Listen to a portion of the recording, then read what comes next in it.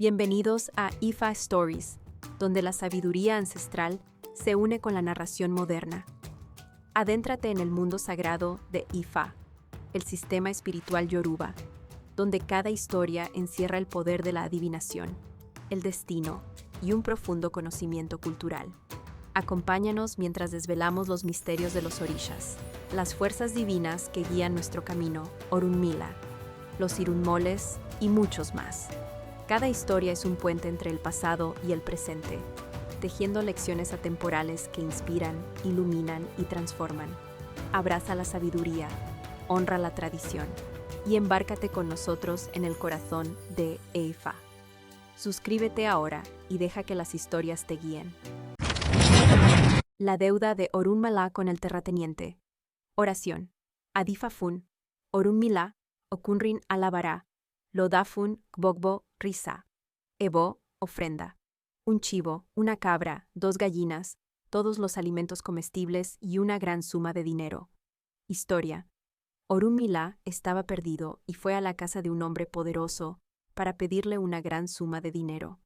El hombre aceptó prestárselo, pero le exigió que lo pagara con trabajo. Le preguntó a Orunmila qué sabía hacer, y él respondió que podía hacer cualquier cosa, trepar árboles y realizar cualquier tarea necesaria. Le dieron el dinero con el acuerdo de que regresaría en 8 días. Al llegar a su casa, Orunmila compró muchos animales. Ofreció un chivo a Esu y una cabra a Orun. Alimentó a todos los Risa y Osha, y al 8º día regresó con el terrateniente. El terrateniente le entregó una azada, y Orunmila le preguntó para qué servía. El terrateniente respondió que era para deshiervar la tierra.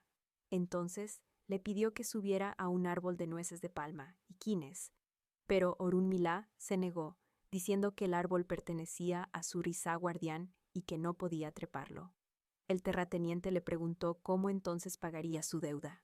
Orunmila respondió: «Escucha con atención.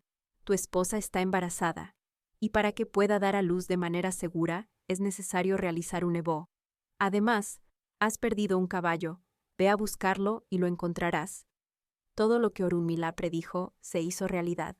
El terrateniente, sorprendido, le pidió entonces a Orunmila una limpieza espiritual completa, por la cual Orunmila cobró una suma significativa, suficiente no solo para saldar su deuda, sino para quedarse con dinero extra.